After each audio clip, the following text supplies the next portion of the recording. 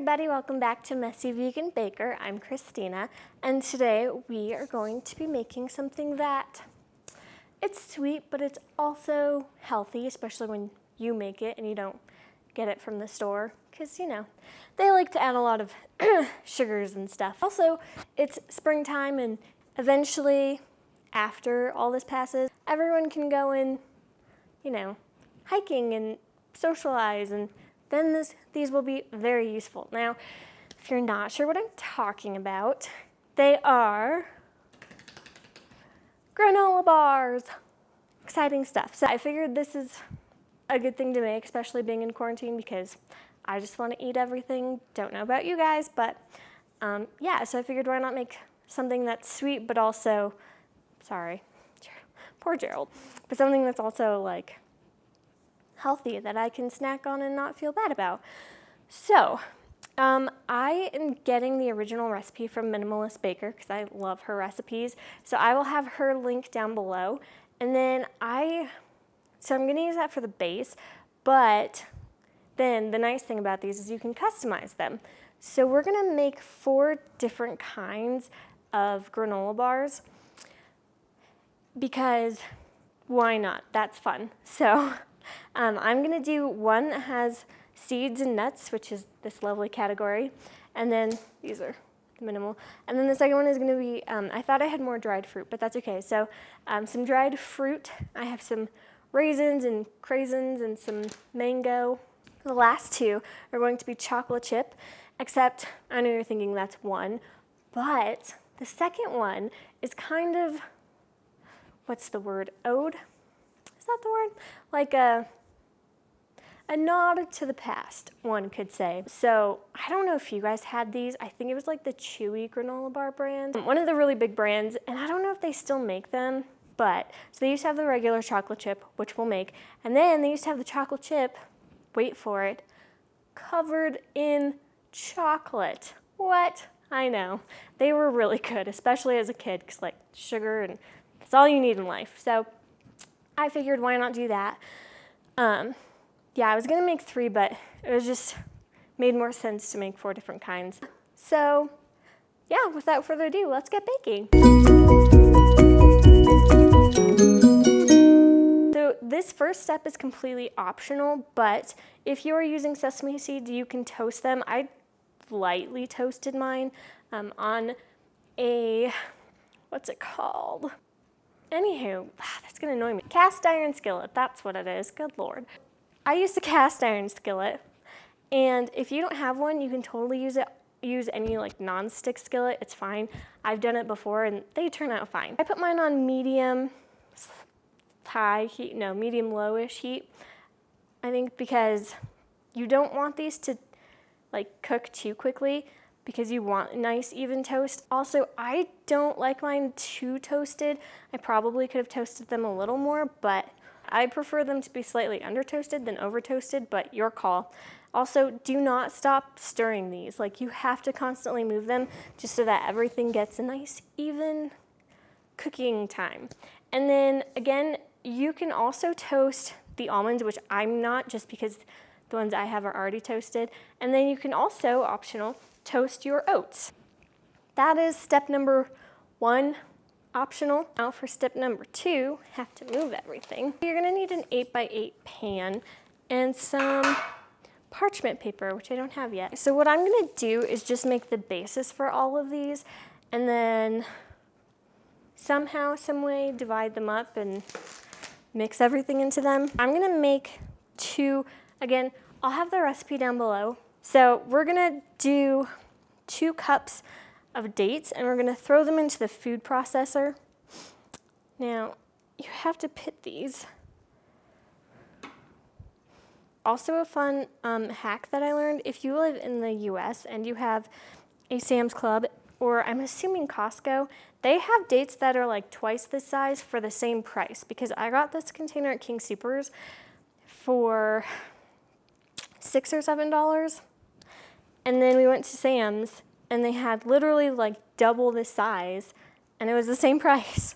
So if you want dates, go to one of those places. So these are all pitted and ready to go. So you're gonna mix this until it kind of has like a dough consistency, or it starts to like, it's smooth kind of, but also sticks together. I'll show you. Yeah, I guess that's good. Okay. So as you can see, it's kind of, it formed a ball, which is kind of what you want. All right, so this recipe calls for almonds to be like the main granola bar, but I'm not the biggest fan of almonds, to be honest, so I'm gonna leave them out. Plus, you don't really want like almonds in your chocolate chip granola bars. I toasted all of my oats. I have a feeling this is gonna be kind of difficult to mix, but we'll do the best we can. Whew, that's all mixed. Now we're going to take some peanut butter. You could probably do crunchy if you want, but I'd recommend doing creamy. And then maple syrup. We're going to take this and warm it over on the stove over low heat. So that's what I'm gonna do. I got the base of the mixture together, and then I figured I would just separate it in fourths, more like 2/4 and a half. And then I took each fourth out. And so for the first one, I put in